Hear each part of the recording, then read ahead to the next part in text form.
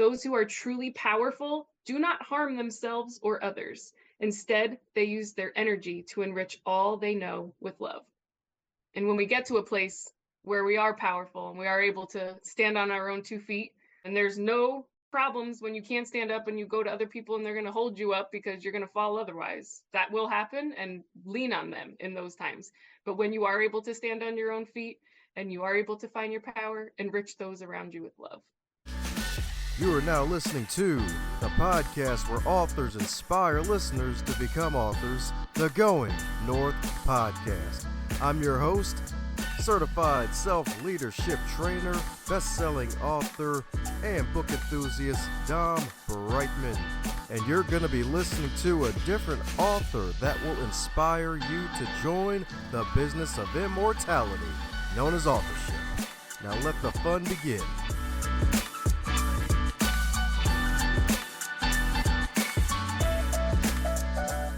Today's review highlight comes from Clem the Great, and they left a 5-star review about the podcast titled Very Entertaining Listen. Dom has great guests on his podcast and is a wonderful guy. He is funny and kind and asks great questions. I love listening to the interviews and then was honored to be included as a guest. The powers of being nice. You love to see it. He is spreading a lot of light around, and that was a 5-star review. Left from Clem the Great. Thank you for leaving that great review about the show and your experience being on the show, as well as some bonus brownie points indeed. And if you too like what you hear on this podcast, let us know what you like by leaving a review on the wonderful site goingnorthpodcast.com, and we'll highlight it on a future episode. And speaking of future episodes, let's get on with today's episode. And today on the highlight reel builder for authors known as GNP, the Great, Glorious, and Glamorous, is the Going North Podcast. And we got another super special, awesome human for you indeed, courtesy of another round of the 4 Formula Wellness Series Part 2, Win the Wellness War. What is it good for? Absolutely nothing, but absolutely good for everything, because it's hashtag we are responsible, y'all.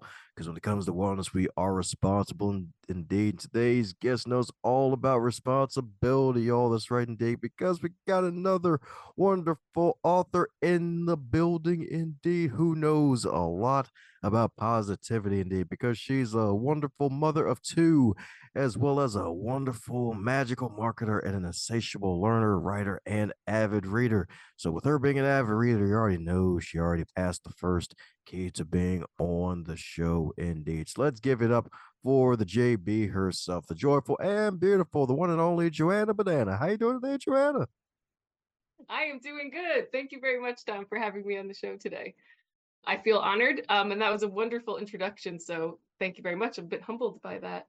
But you are right. I love reading. Last year, I actually counted for the first time, and I read 64 books in a 12-month period, which is just wild. And those are both fiction and nonfiction, because I like both, and including Kindle, and including audiobooks, and including real books, because you have to have them in all different forms and fashions to really get it all in. But yeah, I love reading. I feel like even when I talk in my section of Win the Wellness War, I talk a lot about books and how that really helped save me through my journey, and just learning different perspectives and reading other people's opinions, people that are much smarter than I am and spent much more time doing things that I have not done or had the opportunity yet to do. And I feel like once you do something like that, it's much easier to learn more about yourself and learn more about the environment around you if you listen to what other people have to say. Yeah, that's right, indeed. My favorite people on earth, readers. That's right, indeed. Many shapes and sizes and forms. That's right, indeed. Whether it's in between your ears or between your eyes. That's right, indeed. Getting all the words in your brain. That's right, and then transforming your life, and then taking that wonderful love of reading to joining the business of immortality of writing, indeed. So my goodness, as with all introductions, they're not allowed to be 84 days point 136 years long, and it probably only covered, I don't know, 36 minutes of what JoAnna actually is and what she does. So my goodness, by filling in any cavities I may have missed about you, about what makes you the wonderful, joyful JoAnna that you are today. What makes me the wonderful JoAnna that I am today? That is a very good question. I started off my journey living in New Jersey, right next to Newark, New Jersey, in a small town called Bloomfield. And then I decided that I did not want my children to grow up in that town. So before I got married and had children, I relocated. I had family up in southeastern Connecticut, right by Mystic. So it's a really, really cute town. Living on the ocean is something that I never thought in a million years I would even want to do, let alone have the opportunity to do. But this community that I live in is just amazing. So I feel like that being in a place where I felt safe and secure was never kind of what I grew up with. So having it come to me as an adult, I was able to find out more about myself and who I was because I wasn't so worried about kind of, I don't know, if you think of like Maslow's hierarchy of needs, you got to kind of fill the bottom up before you can get to the top. So I feel like moving here, I was able to fill up a little more of that bottom and find out who I really was and find out who I was meant to be. I listened to a couple of your podcasts before this, and I know that you've had other domestic violence survivors on here, so that is one of my I guess feats that I've done. I think surviving is just a wonderful thing. You don't really realize the kind of situation that you're involved in because it's pretty insidious and happens really slowly. But once you kind of get a gist of what's happening and you decide to make that chance and you decide to jump and you decide to leave and do it on your own, powerful things happen after that. Because of that experience, I'm also an advocate with Connecticut Protective Moms. I'm on their advisory board. So I do help a lot of other women in similar situations, bringing them support, love. It's amazing how powerful it is to talk to someone who gets it. So I feel like that was always something I wanted to make sure to give back to other people, to just say like, I know this is hard, vent, do what you got to do. I'm here for you and I get it, was just such a powerful thing for me. So I want to make sure I give that back to as many people as I can. Safe Futures is the domestic violence shelter by me. I'm also part of their Voices Committee, which is a group of survivors that come together and try to help them with their direction, and help them kind of know what's really happening in the lives of survivors. So it's helpful for me to do both of those because I'm able to talk to the moms that are currently going through it and share that information because I'm 4 years out. Things might have changed since then. Hopefully, things have changed since then. So just getting all these different feedback and all this other information and being able to put it somewhere to change and to help change is just such a powerful place to be, which I feel honored to be able to do that. I'm also part of my town's family and children's advisory board. So I help with the town and what we do for families and what we do for children. And eventually, probably 10 years from now, I would love to get into politics. I would love to do either a House of Representative or maybe even a senator, just to kind of use my voice even louder and even prouder than I'm using it right now to help other people that are going to be coming after me and just to be the voice of reason in some of these situations. Me, I was living in it and I had no idea what was going on until someone clued me in. So people, you can't expect people to understand the situation, understand how much it takes to get out and all the barriers that they face unless you've done it, unless you've been trained on it, unless you realize it. So I would like to be able to use my voice to help other people understand it. And that's another place that I think is pretty powerful. I also follow all the laws. I talk to my current politicians. I give them ideas on bills to pass and things to put into different bills that they're putting on. I've done public hearings where I go and use my voice as loud as I can to help others. And yeah, I guess that's me in a nutshell today. JoAnna, over the last 47 years, she's had a quite a colored journey, but I feel like I'm glad and grateful for everything that happened to me along this way because I am who I am because of all the experiences that I've had and I overcame them. And also, like you said, I'm a mom, so I get to do all those things and my kids get to watch someone grow and develop and they've seen me fall and they see me stand right back up. So I think that's a powerful place to be too. I mean, when I grew up, I know a lot of the time, and maybe other people, maybe not, but I always thought of my parents as like, they never make mistakes. They never do anything wrong. I have to listen to everything they say. I'm the one that's wrong.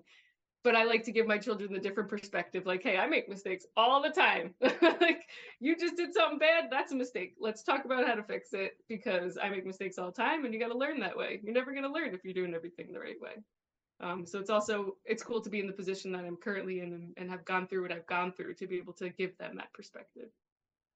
Was that an adequate answer to your question, Mr. Down? Hashtag amazing and adequate indeed. Right, indeed. So much to unpack there, indeed. It's right, indeed. So I guess the banana batch joke in the pre-recording was actually for real. Looks like you're gonna have a bunch of banana batches out there when you run for office. That's right, indeed. She's got my vote already. We're not even in the same state. That's right, indeed. She's Well, you can bananas always for move. change. Darn. That means I have to buy a cow. I have to move.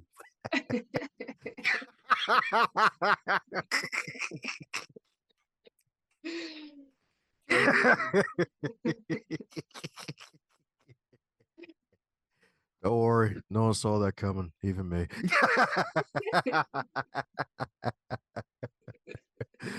So my goodness, my goodness. 47 no less, which is freaking amazing. I would have pegged you for like 37 or below, but hey, 47, still looking freaking fabulous and doesn't look like what she's been through at all. And 4 years separated too. So my goodness, my goodness. So what helped you to get the courage to write about your story in the fabulous book indeed? Because I'm sure that was a painful experience, probably even having to relive some of that, especially since some of the wounds may still be fresh, considering how time moves nowadays. So honestly, 3 years ago, I began writing my own memoirs. So writing that took 3 years because, as you had mentioned, it is very difficult to relive all of those situations. But also at the same time, it's cathartic because I was able to go through and experience the things again, but in a safe place. Whereas when I was experiencing them the first time, your fight or flight, your amygdala is going, and your brain is just making sure you survive, but it's not really making sure you process through what's going on. And I liked to do it as factually as I could. So I read through every like text message that was going back and forth. I read through email correspondence. I read my journal. I had kept like a log of different behaviors that were happening. So by being able to look through that, I uncovered things that I completely forgot. Like the human memory is just mind blowing. I had written a whole entire chapter about this one specific part. And then I read the text messages and I was like, wow, that's not what happened at all. How did I remember it that whole way? And then I called my friend and I'm like, no, did you she was like, yeah. I'm like, because I don't remember that at all. She's like, yes, that's exactly how it happened. And you were completely wrong with your first iteration. So it's just wild to me that you can even live through something and have a completely different memory just because you're trying to be safe. So right when your brain is working in a survival mode, it's not processing your memory, the parts of your brain that are going to code the memory for you to go back to later. And then if you are thinking of a different situation, you can actually befuddle your memories because you're thinking of two different things, but you weren't able to relationally connect those in your neurotransmitters, as they say. But that to me was really interesting. And then Peggy, I don't know if I'll hold the book up, but Peggy Willens, she came to me and she said, hey, let's tell your story in this book. And I felt like it was such a good opportunity to condense it. So, right, like a memoir, it took 3 years because it's like 100,000 words. But I wanted to condense it. And I didn't want it to be, and if you read my story in this book, I didn't want it to be about what happened to me. I wanted it to be how I made it through. Because by talking about what happened, yes, it's cathartic, yes, it's sensational, I guess, in some ways, and yes, it is it helps people who've been through similar situations to be able to unpack their own situations. But I wanted to make sure that people could see the way out because it does take a long time to get to a certain place. And I, like I said, with the other moms that I talk to on a regular basis, I mean, some of them are currently in crisis. Some of them are 3 months out. Some of them are 2 years out. But just to know you can do it. Like I now have my own house that I purchased. I'm the first female in my bloodline that purchased their own house by themselves. That's a powerful thing. And you can do it too. You know what I mean? I had an attorney when I got divorced and I was able to pay for it by myself because you know what? When I was 19, I opened up a retirement fund. What 19-year-old does that? But I did it and I was able to do that by myself. I was able to heal. I was able to find out what was going on and what disordered thinking that I had, right? Like go to therapy. That's obviously the number one thing to do. And I also tell the moms that I talk to that all the time, like get into therapy, talk to someone. People want to help. And you don't get to move past those situations if you don't learn to change the way that you are thinking. And a lot of times, and a lot of people that I know will be like, well, this is who I am and this is how I'm going to be. Well, you don't have to be that way forever. You can change. Our brains are plastic. We can do anything. And it's just amazing to kind of realize that and find the tools to be able to get to that point. And my tools were reading, clearly, yoga, meditation, and therapy. I mean, those things were just impossible to get where I am without those items. And I mean, meditation's my thing. Some people like religion and they want to pray and go to church. Like, whatever, find your thing and find what makes you flourish and do it. That's what I'm talking about, indeed. So, do you teach yoga too, or you just practice it for yourself for your wellness? No, I don't teach it. I don't know if I'd have the I guess energy is the right word. When I watch yoga teachers, I'm like, how are you doing yoga and talking about doing yoga? Because I don't think I could even speak. I'm like huffing and puffing, holding a position, shaking, like, oh yeah, this is helping your abdominal. I don't think I could do that. I give them a lot of credit. Oh, because I can see you doing it too, especially that'll be a different, interesting political turn down the road. Be like, yeah, she's campaigning from the yoga mat, y'all. That's right, indeed. Getting the government more flexible, making it stretch out, y'all. That's right, indeed. The banana batches are at it again. A flexible banana. It's appealing.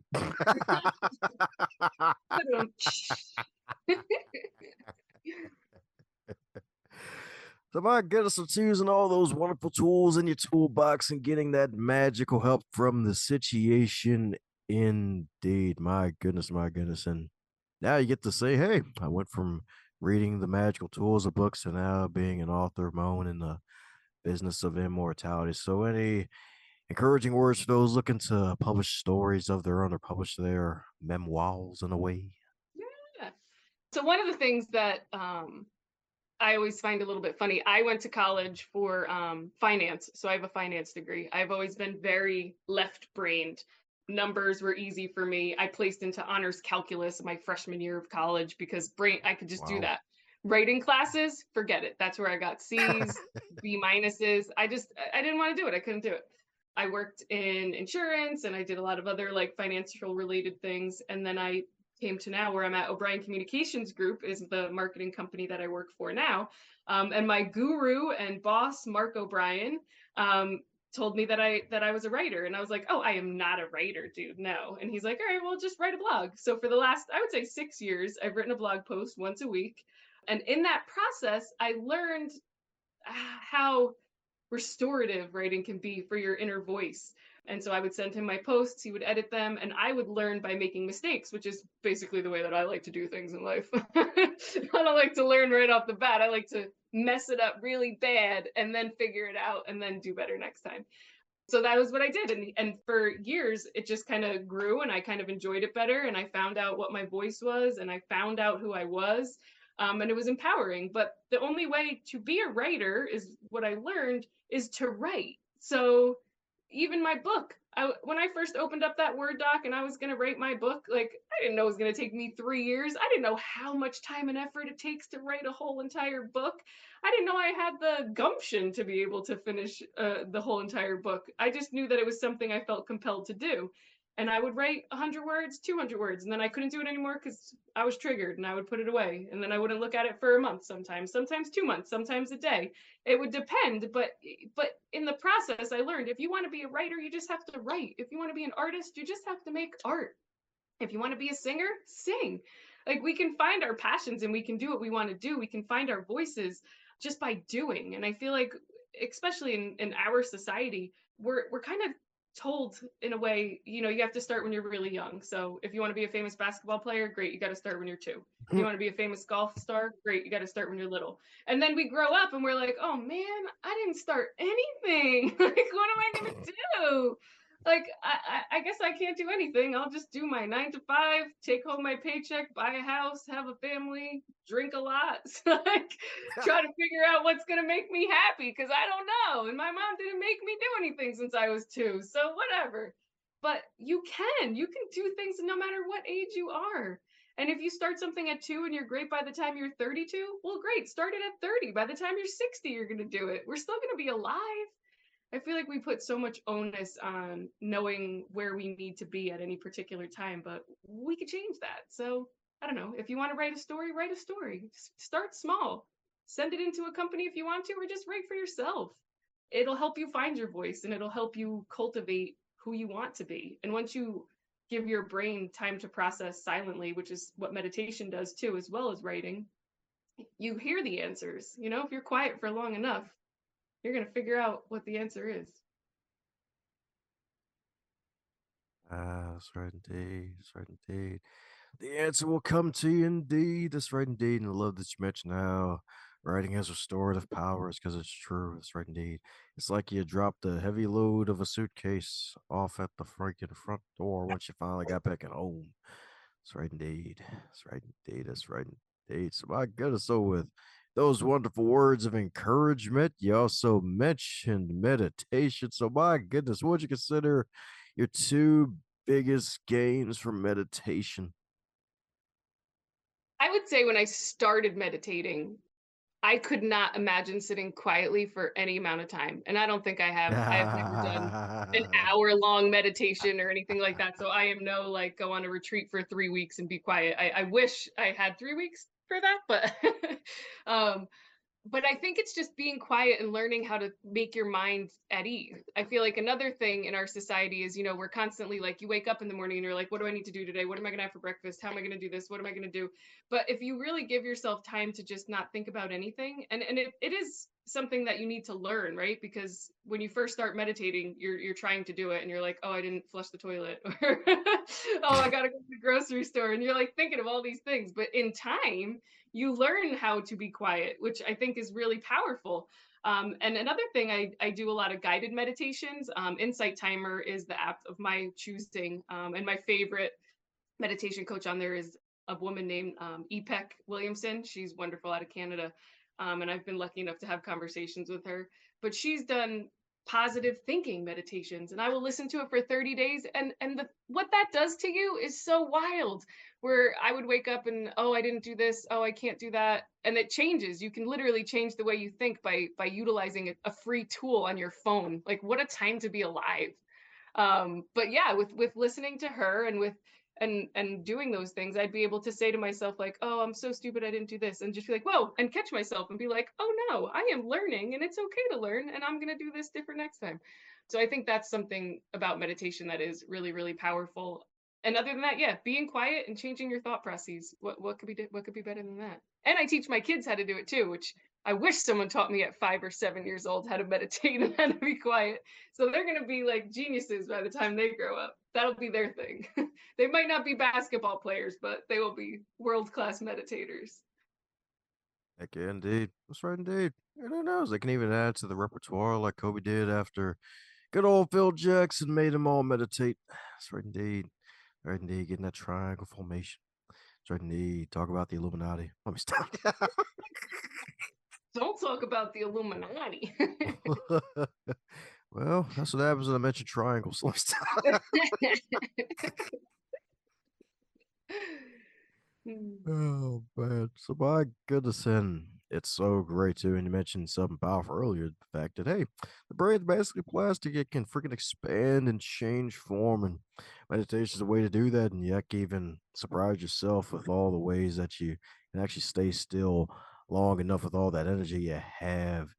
Indeed. So my goodness, my goodness. So what's next for you? What are you excited about for the future, JoAnna? What am I excited about? Ooh, that's a good question. I feel like I'm just excited to watch what happens next. I feel like over the last, I would say 6 months to a year, I've like energetically been attracting things that I would never in a million years think that I would be given the opportunity to do. One of them being win the Wellness War and being included in a book that is just so powerful and wonderful and full of so many great stories. And that just fell into my lap. And then because that fell into my lap, I get to meet amazing people like you, and I get to be put into different circles of influence, which is just so humbling to be able to have that ability and to be able to be that person and just keep using my voice and keep moving forward and just seeing what comes. I mean, I don't know if I want to create any rigid, strict plan like my old left brain self would do. I feel like I'm ready to just hold on to the roller coaster and just see where it's going to take me. We're probably going to go up and we're probably going to go down. But just being able to accept that both of those things can happen, and hold on tight and know that if I'm going down, soon I'm going to go up, and if I'm going up, soon I'm going to go down, and just accept it as it comes, and be grateful for everything that I possibly can be grateful for in the process. Right now, my health, my house, my kids, it's a beautiful place to be. The double H to the K, the home, the house, the kids. You love to see, especially the health too. Health is definitely important indeed. That's right, indeed. You gotta have that health because everything else is basically almost worthless. It's like, oh man, can't move. I should have worked on that health when I was younger. Like, it's like, God darn, should have did that tree pose. Start But today. too bad the pigeon pose got my car too much.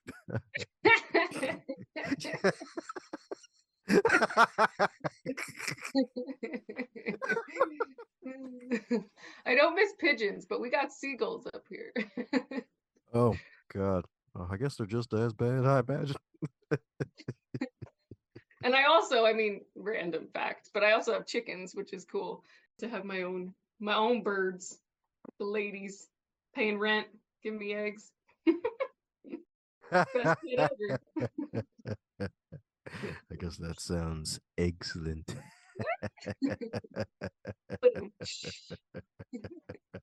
Who needs a soundboard? I got you.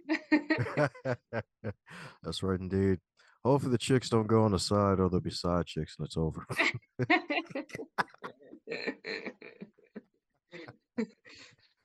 Well, ain't Fun about fact, side. if you hold a chicken on its side, it almost goes to sleep and it just relaxes, and you can hold them if you hold them on their side. But if you hold them upright, they like while out. So hold them on the side. All right, there you go. So you want a side chick. That's what I'm saying.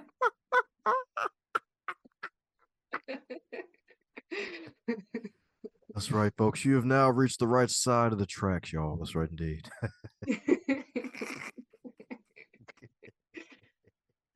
It goes right side up eventually, aka north.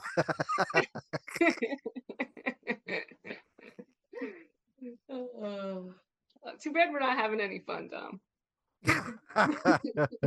Yeah, that fun thing. That thing's overrated, especially when you put fun on a bun. It's over. It's like, oh God, really? It's like, why? It's like I thought cinnamon and honey belonged on buns. We're having a fun. Yeah, yeah, that thing. That thing indeed. So my goodness, so speaking of fun, and you're doing all these magical interviews on the guest side of the game. So when you're doing these interviews, is there a question that you wish folks would ask you more often? No. Can I answer no? I love doing I mean, one of my favorite things, which maybe will help me in politics, is just talking to different people. I love it. So I love like what kind of questions you might have, what kind of questions other people might have. And I feel like the bigger plethora of these kinds of conversations I can have, the better of a person it's gonna make me. I don't do these podcasts and stuff just to promote, which obviously it's a good idea to promote. But I like meeting people. I like talking to people, and what a better way. I mean, a lot of the books, because I wrote a memoir, I read 30 memoirs, I think, last year, just so I could find out what other people's voices were. And I have never been more empathetic in my life than reading what other people go through and their choices and the things and the struggles that they've gone through, and people from all walks of life, right? I mean, it's easy to understand what people like us go through, but it's not easy to know what people not like us go through. And trying to have opinions on how other people experience the world is just so stupid. Like, read their Yeah. words, find out, have a conversation. I mean, and those are just some of my favorite things. So no, I don't have any questions that I wish other people would ask or I would get asked more. I'm just in this to learn more about everybody, and to find out what you might want to know about me. How dare you not have a question ready for me to ask on Al Gore's internet? Another thing I've learned, no is a full sentence, sir. Well, that's good because that leads to this magical question. So, since you're naturally a people pleaser, how have you been I guess dealing with it nowadays too, and especially when it comes to probably keeping that balance when you decide to go into politics for real and put on your Nikes and make a run for office. So I think going to therapy really helped me with the people pleasing. I was a people pleaser for I would say for 35 years of my life. But I think that just learning the reasons why I got into that mode of it's almost self-deprecating in a way. But why I got into that mode of always putting other people's opinions and thoughts and feelings ahead of mine. And once I was able to really dig into that, kind of the way I was raised, where I was raised, all those kinds of things, I was able to appreciate that's how I've had to live to survive in those environments. And like, great, because you did it, like you survived, you're still here. So like you did a great job in what you were supposed to do. But now I'm going to take it from here and I'm going to take more accountability for that because I don't need to people please anymore. I am allowed to have my own opinions and I am allowed to talk about my opinions and I am allowed to be able to make choices for myself, which is something that I wasn't always aware of, which is wild. And I think that going to therapy was probably the biggest part. Cognitive behavioral therapy was the module or the mode that I went through. And just having someone ask me certain questions and like help me delve a little bit deeper into my thought processes and then help change them without me really knowing they were doing that little like therapeutic voodoo. Doo-doo-doo. I was able to get past it. And I feel like it's been good. And it's also better as a parent, I feel like to have shed that part of me.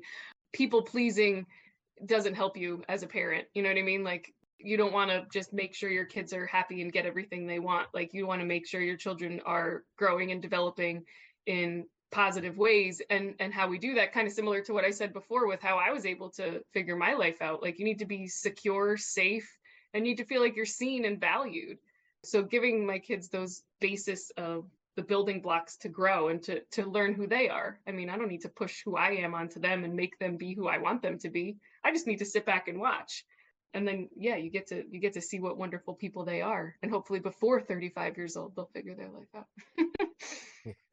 That's right indeed. That's right indeed. Ain't nothing wrong with figuring it out in the right time. Sometimes folks are living their lives as squares, some as circles, rolling too far down the hill. And then they realize, oh, I should have been a trapezoid this whole time. That's right indeed. Should have been a trapezoid this whole freaking time. Or you're like, maybe I was a trapezoid, but it was a circus mirror that I was looking in, and then I thought I was a circle, but I wasn't. Just got to get the right perspective. There we go. The right perspective. Then they wake up as a diamond. Shine bright like a diamond. That's right, indeed. With all the puns intended, indeed. That's right, indeed. So that's right, folks. Ain't nothing wrong with the good old Model T. We ain't talking about the Ford, but we're talking about the therapy, y'all. That's right, indeed. If you need therapy, go get it. That's right, indeed. Go get it, indeed. That's right, indeed. Make sure it's the right one for you, too. If they push the pill bottle first before they say the first name, it's over. Make a run for it. That's right, indeed. Make a run for it. That's right. Jump out the window if you have to, only if it's on the first floor and the window breaks. Otherwise, use the door. Oh, yeah, that will be the more civilized way. I just had the vision of like that Kool-Aid man running through Oh, yeah. I'm aiding yo with the cool. Chemotherapy. They tried to keep me in there. They won't box me in. I'm already in a jar. Gotta think outside the jar. You can't do that. You might spill.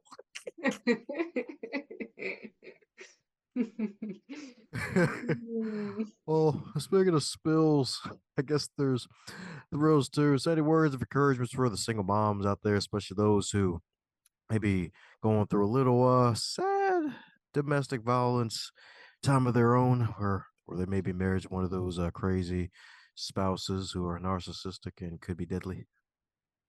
Yeah. So I'm going to read in the back of each story in this book. They ask for one of your favorite quotes. So I would love to end it on the quote that I used in here because I think that that's a beautiful way to answer what you just said. when I was in the midst of leaving, I read a book called Inward by a gentleman who goes by Young Pueblo. And it was by far one of the biggest catalysts in me leaving, because as it says, it just kind of made me look inward and find out like what I wanted,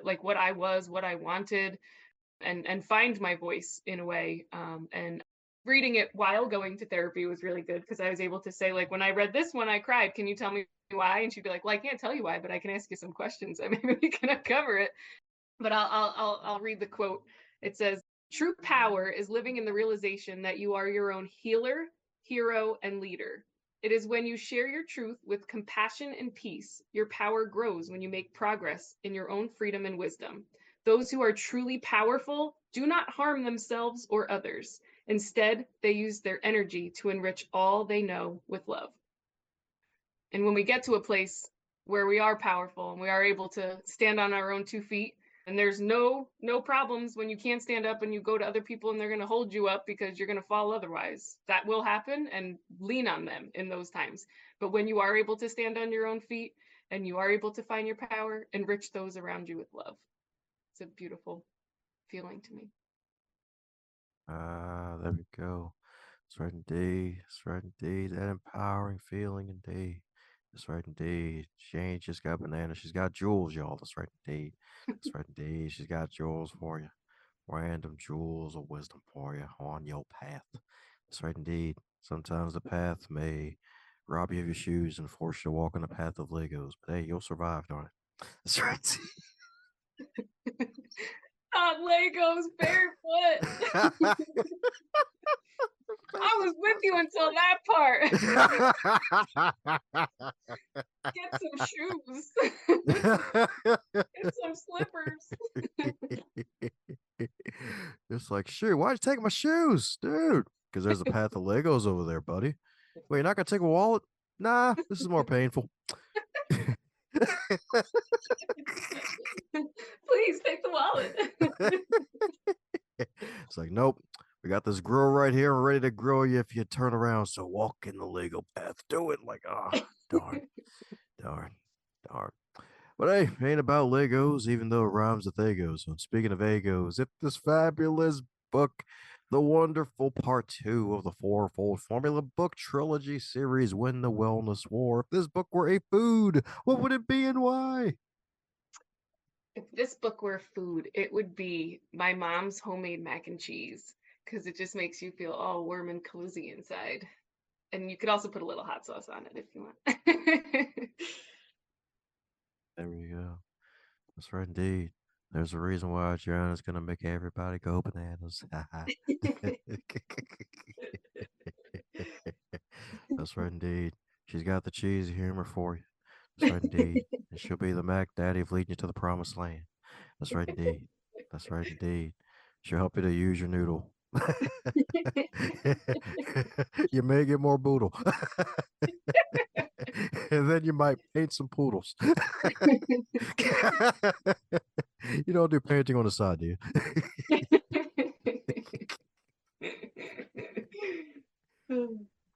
Okay, I'll take that as a no. Okay, that's good. Because I was about to say, if she's actually painting poodles, I think I'm on to something.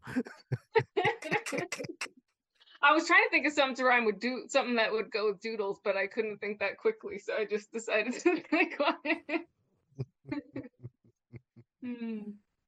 Ain't nothing wrong with riding on a labradoodle. That's right, indeed.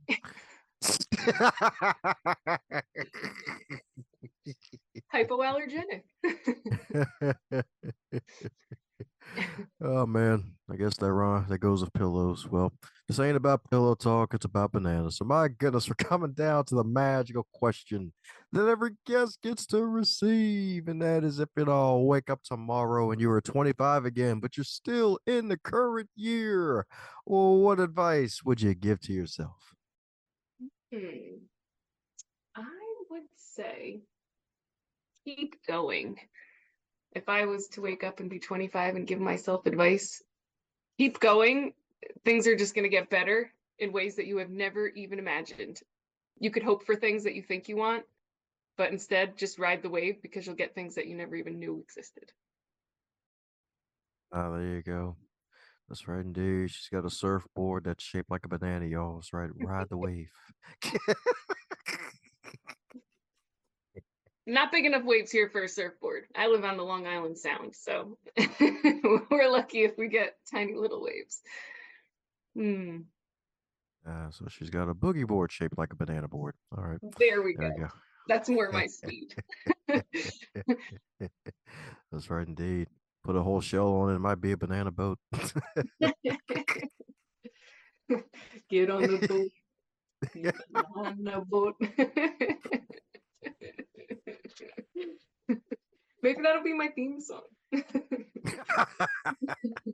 There you go. Get on the banana boat, y'all. Go to freedom. That's right, indeed. That's right, indeed. JoAnna Baanana. That's right, President 20. Let's go 2028. What the heck? Why not? Why not? Just for the hell of it. That's right, indeed. That's right, indeed. We joked about this podcast about a spider running for president because, hey, you can't talk. So let's put it to people in its web. It's like, hey, let's go for it. That's right, indeed. Everybody sucks. Let's put the animals in charge. That's right, indeed. Except for JoAnna. Let's put her in charge. That's right, indeed. Yeah. That's right, indeed. That's right, indeed. It'll be peanut butter jelly time with a baseball bat for everybody. That's right, indeed. Peanut butter jelly time. Well, for those that need to put on a banana suit and follow you in your journey and keep up with what you're doing, what's the best way for folks to do so? He can't even ask the question, ladies and gentlemen. He's laughing too much. I'm on all social media. The way I spell banana is JoAnna Baanana. So I add an extra A in there. I have a link tree, Instagram, Facebook, LinkedIn. You bet, find it. I'm pretty easy. And I will be having a website, JoAnnaBaanana.com, probably by the end of the year. That's in the works. So it'll be even easier to find me then. And hopefully, I don't know, Dom, maybe when my memoir comes out, me and you could do this again. That would be fun. And we could talk more about some of the more specific things. But yeah, I guess that's the best way to find me. Woohoo! You're welcome back on this show anytime. That's right, indeed. That's right, indeed. I told all the banana jokes I planned to tell, and some I didn't plan to tell. So yeah, that's right. Well, it looks like you're gonna have to find a few more. That's right, indeed. They'll be memorable. Because she's a memoirist. Yeah, I think if I write another one after this, it'll be fiction, because I don't know if I want to go down that rabbit hole again for a while, maybe in the future. Oh, sounds like someone's gonna hop to it, huh? But don't worry, I won't slip and fall on a banana peel. There you go. That's right, indeed. Who needs an Energizer bunny? Get an Energizer banana. This one comes with potassium. Keeps you going, makes your bones feel great. That's right, indeed. Your bones will feel great. You'll feel great with all the hours. That's right, indeed. That's right, indeed. You'll get relaxed and relaxation. So follow the JoAnna Baanana on all of her channels. That's right, indeed. Be look out for her magical website at the end of the year. That's right, indeed. End of the year. It'll be a good year. It'll be more good years than the tires. So you know what that means. It's going to be a whole lot of goodness.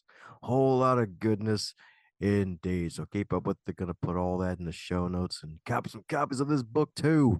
And better look out for what more of what JoAnna is doing, because it's going to be freaking fantastic indeed. So any parting words before we close up shop, JoAnna? Get the book, Win the Wellness War. There are over 40 stories of different people and how they've overcome their own personal challenges. If you don't like one story, just go to the next story. That's one of the beautiful things about a book of this kind. And there's everything from, I mean, obviously you heard mine was a domestic violence related story. There's weight loss stories. There's stories about changing religions. I mean, it's really endless, the amount of knowledge and history in this. And like we said before, learning about other people is one of the best way to learn about yourself. So yeah, get the book, read it, and let's talk about it. Come find me. I'd love to have another chat with any one of your listeners. If you're hearing this part of the episode, that means you're one cool individual.